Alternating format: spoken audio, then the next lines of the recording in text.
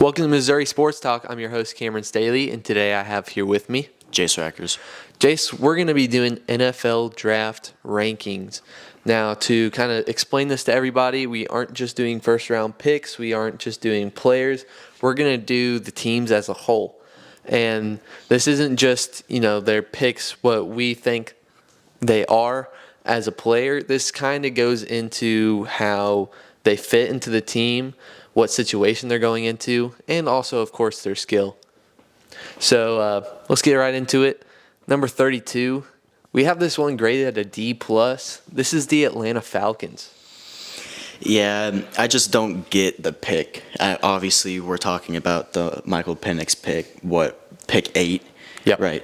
I just don't get it. You signed Kirk Cousins to $100+ million deal. It just doesn't make sense. 4-year, 180, and then they draft Penix, which is a 4-year contract. So I guess they're planning on picking up their 5th-year option or maybe trading Kirk in his final year of his contract? I mean, sure, but Michael Penix is already 24. That's also a big issue because you think about sitting a quarterback behind a veteran quarterback. You think of Jordan Love or Patrick Mahomes. Those guys were 20 or 21, and they didn't sit for 3 years or 4 years. So I agree. So let's put up the draft pick graphics here. So obviously we mentioned Penix. Their second pick, it was round 2, pick 3 of round 2, of course. So it's 35th overall. A funny name, Rook Orororo. Orororo. It gets me every time. It's funny to say. It's very interesting. And also, instead of putting their 3rd-round pick, Braylon Trice, up on it, I'm going to put 4th round, Brandon Dorlus. Because I do want to talk about Dorlus. I think he's kind of in a spot where he's just a little too small to play defensive tackle. And he's not NFL athletic enough to play defensive end. Mm-hmm. So he's gonna probably succeed in 4 linemen rushes, Yeah. One of the 2 inside spots on 4 linemen rushes. Yeah. But, 3 linemen sets, he's probably not going to be in for them. Yeah, that makes sense. And obviously he is going to be sitting behind Grady Jarrett, so of course he's probably not going to be starting right away. He probably will end up getting a start or 2 during the season, though, I'd say. Yeah. So let's go to 31 now. The New York Giants. We gave them a C grade. It was Malik Neighbors in the first. We liked the Malik Neighbors pick. We didn't like the whole draft. Yeah, getting a wide receiver makes sense, but I feel like you could have gotten a tackle or something. Or a quarterback, to be honest. And if Penix was the consensus top 10, it seems like it was for GMs, I know the Raiders came out and said that if he were sitting there at 13, they were going to take him. So, yeah. Penix was there. J.J. McCarthy was there. Bo Nix was there. So they're sticking with Daniel Jones, and they do get Malik Neighbors, but they're just leaving a wide open gap at their most important spot on the whole entire team. Well, it's not just quarterback, but also their line isn't very good. They lost Saquon. I don't know what's going on. Yeah, and to go off of that, they did not take a single offensive lineman during the draft, and they took Tyrone Tracy, a running back out of Purdue, in the 5th round. There are other picks that they took. They took safety Tyler Nubin in the 2nd round. I like him. He's very versatile. I think he could play corner if they really needed him to, but Sure. I think he'll stick at safety. And then also the 3rd-round pick was Andrew Phillips. I think he'll be all right. He's pretty solid at tracking receivers, but I don't think he's going to be anything super stellar. Yeah. And then their 4th-round pick was Theo Johnson. I kind of like this one. Theo's pretty dynamic. He can, go make his own routes. And Darren Waller's career is kind of in question right now. He is considering retirement, so Theo in the 4th round kind of, to fill that space if they need it. Yeah. So 30, we have the Jacksonville Jaguars. I know people will think that this one's a little low. They took Brian Thomas in the 1st round, so then, it's why did you pick up Gabe Davis? Sure, you can think of it that way, but you look at the Bears and they have 2 elite receivers and they picked up a 3rd one as well. I like the Brian Thomas pick. It's just nothing else was really stellar. I agree. They kind of went size in this one. Mason Smith, a defensive tackle they took in the 2nd round. I'm blanking on it. I think he's 6'4". And then they also took Javon Foster in the 4th round, an offensive tackle out of the zoo. I believe he's 6'5". So they kind of went size in this one, and I don't hate it. Yeah. 29, we have the Minnesota Vikings. We gave this one a C+. I know some people may not agree with this one. Yeah, I'm not the biggest fan of JJ. I mean, I've been watching a bit more of his tape, and I'm becoming more of a fan, but I don't get trading up for him just quite yet because he was in a scheme where it was just ground and pound most of the time, and then he'll get a couple third down throws. That's about it.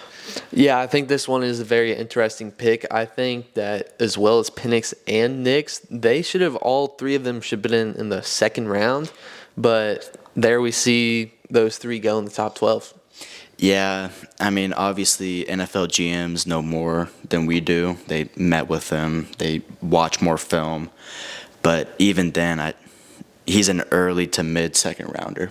JJ will come in and compete with Sam Darnold. I think that JJ will probably get the job around week 4 if he doesn't get out of the preseason. Yeah.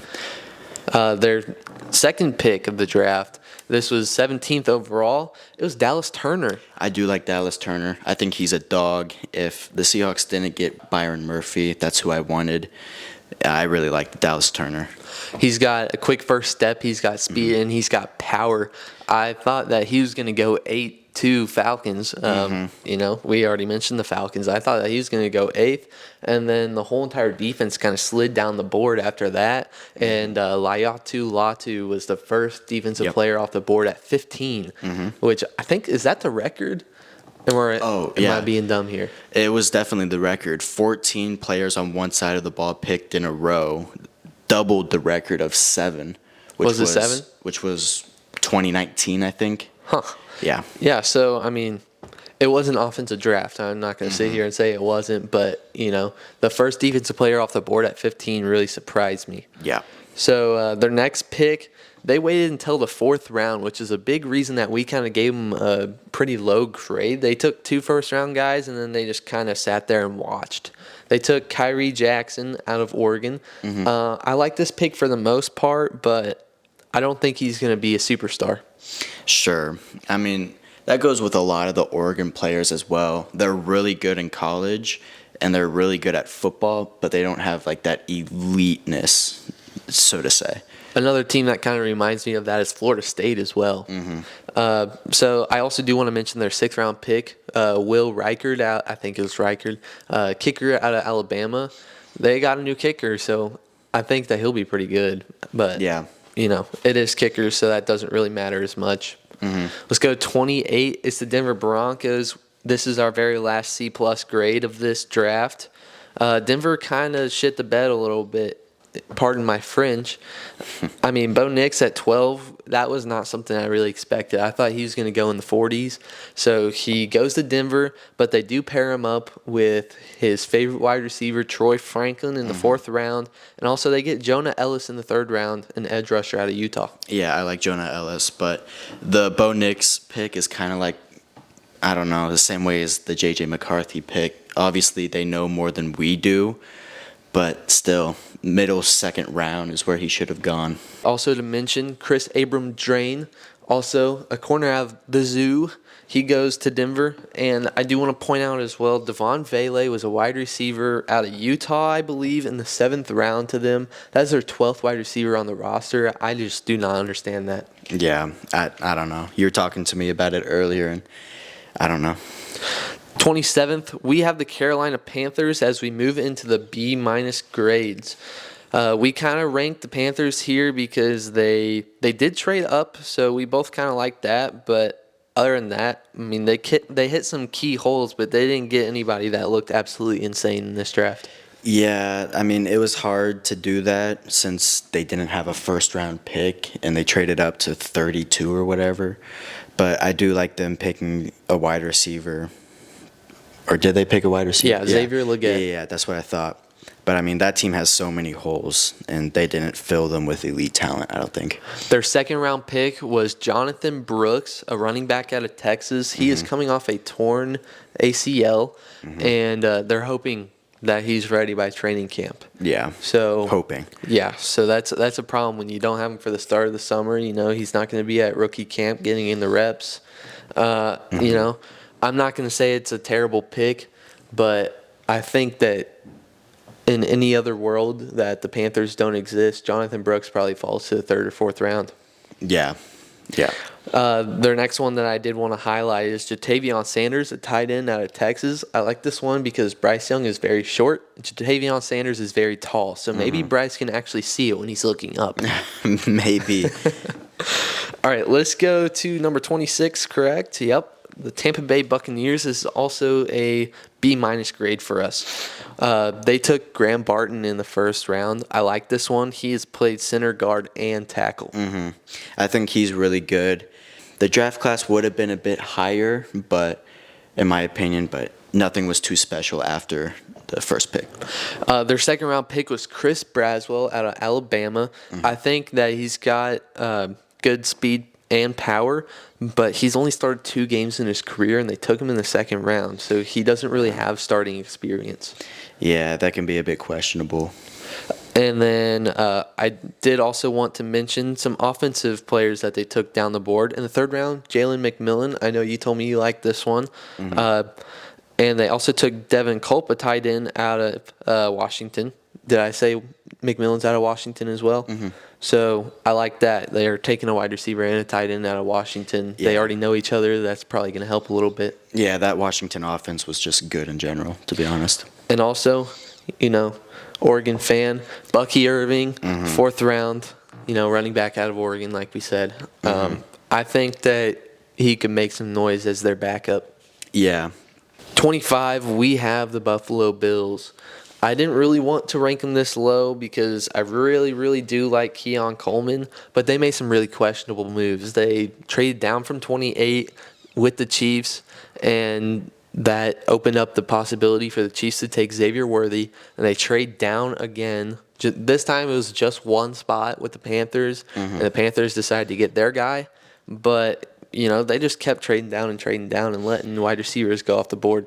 Yeah, I don't get why you trade with the Chiefs in that position, the reigning Super Bowl champions going for a three-peat when their only hole is wide receiver. I don't get that.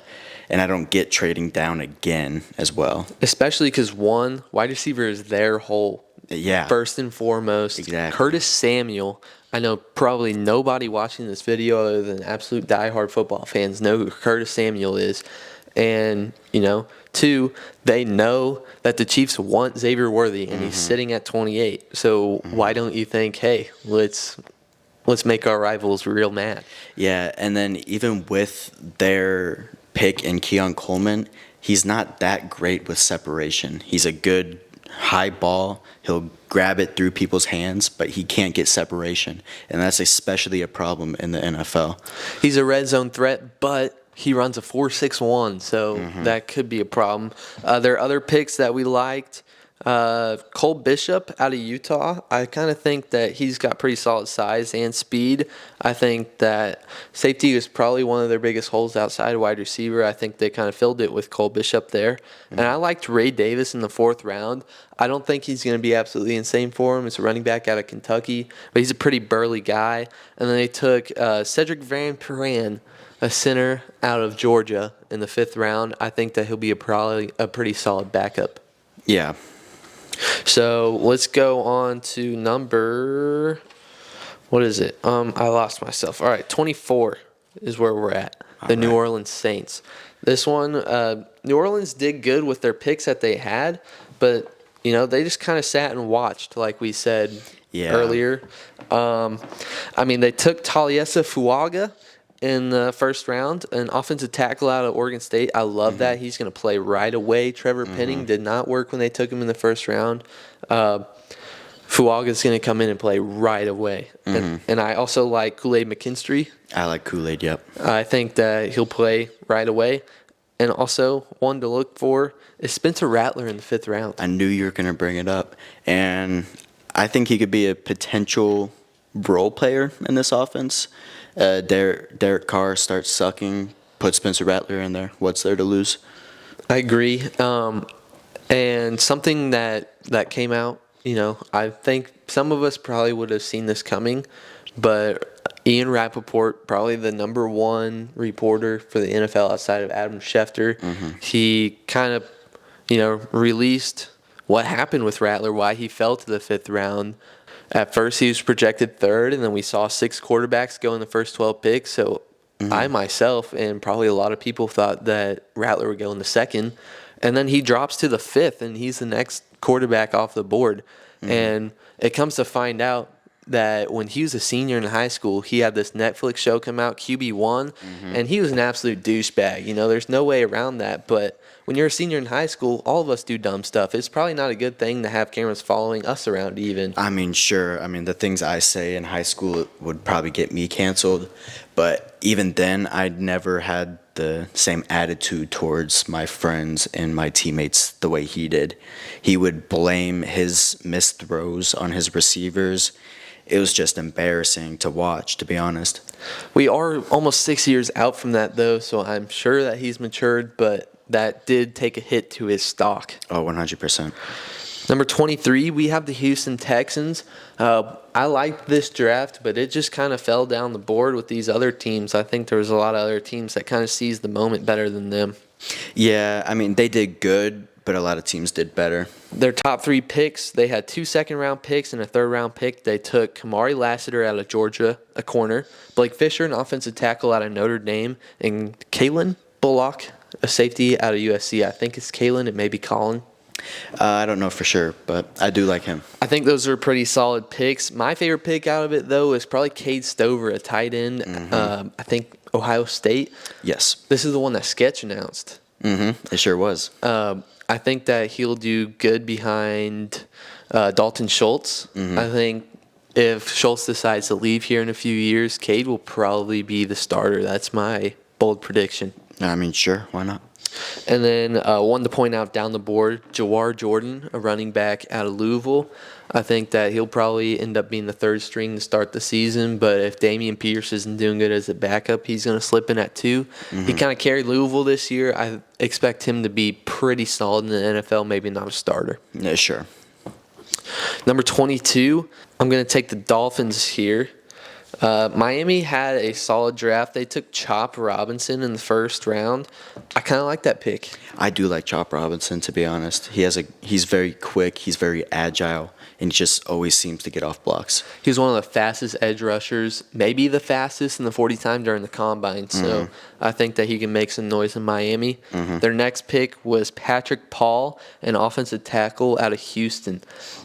He's a pretty big guy. I think that he's just going to be a brick wall.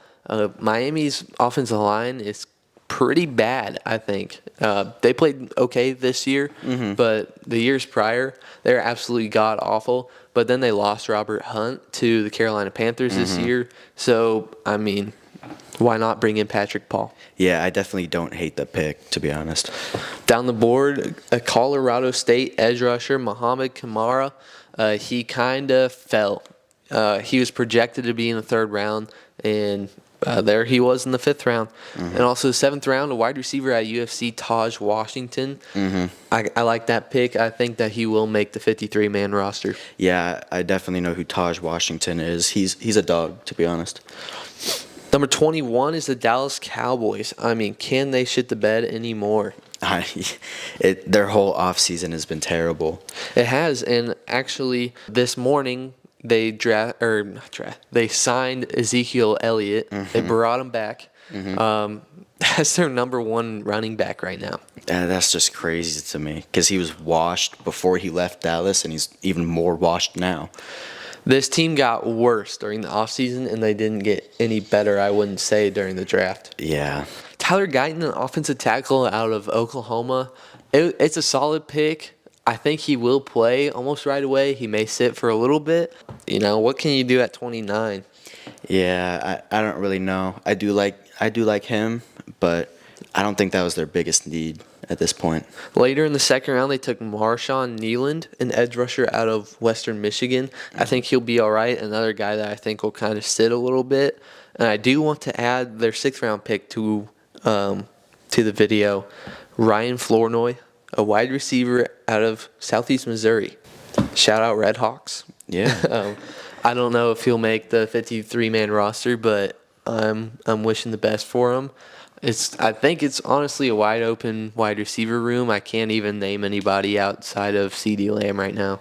Yeah. I mean, that core wide receiver group from a year or two ago is just pretty much gone.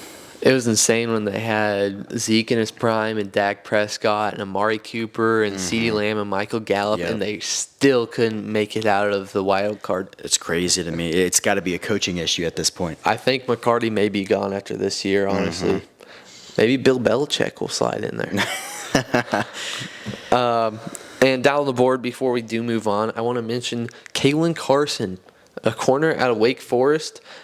He's very athletic. I like him, but the one game I actually watched, it was against Florida State. He was going up against Keon Coleman, and he got destroyed. So I think Carson may not do great against jump ball receivers. Hopefully they don't play Buffalo this year. Yeah. 20, we're going to have the Tennessee Titans here. Some people may want them to be a little bit higher. We're not going to put them higher. J.C. Latham was their seventh overall pick. Sorry, he's pretty big. I like him out of Alabama. I think that he's a brick wall. Everybody thought that they were going to get Joe Alt, and then Joe Alt went 5 to the Los Angeles Chargers. I do like this pick. I really do. In the second round, they took T'Vondre Sweat. He was projected to be in the top 20. A very big guy. He can eat up double teams. He can eat up even triple teams if they really need to. But he fell down the board because of a DUI. Yeah. And the Titans show that they don't really care about that. Fair enough. Lower down the board, I mean, I don't know. This was another one kind of why we put it a little low. They kind of sat and watched. I guess Jarvis Brownlee, the corner in the 5th round, that's probably their best pick out of the rest of them.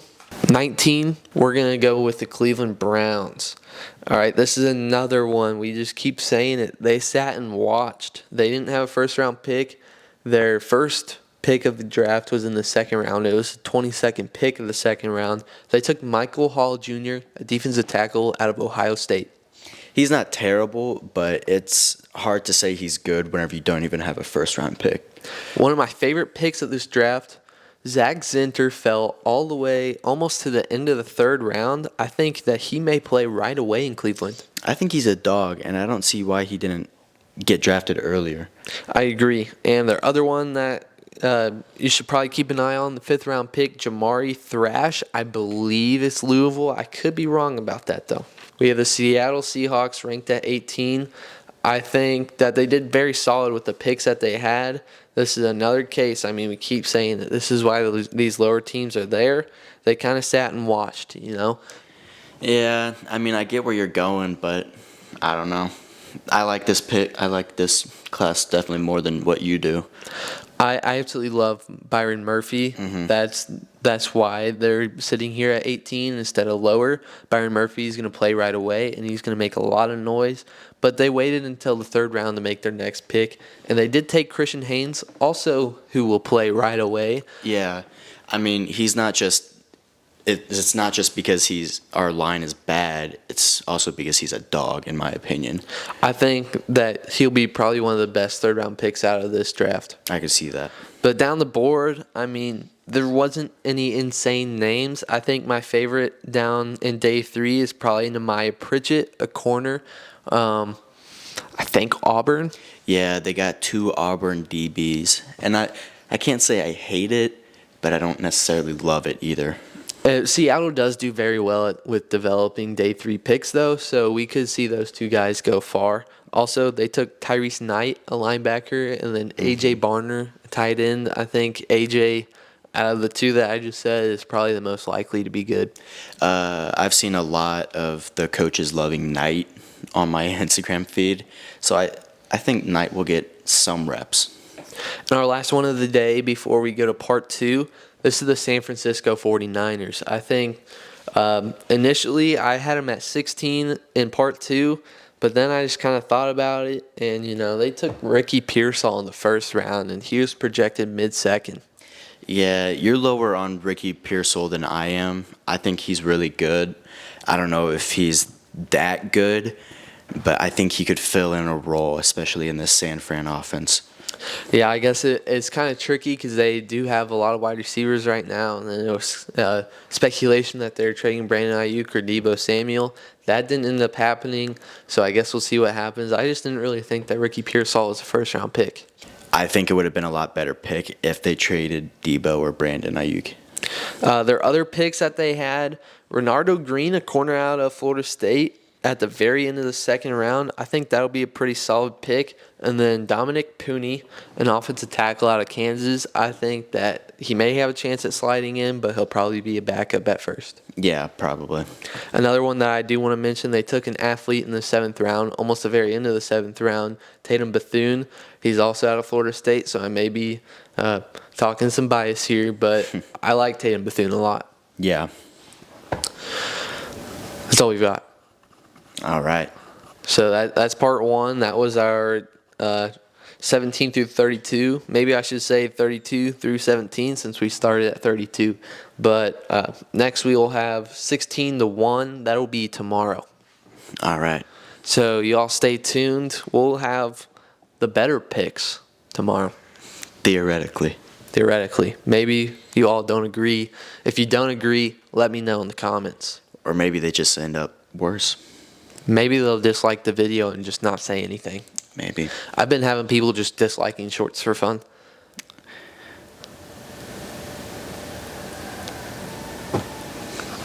This has been Missouri Sports Talk. We'll see you next time.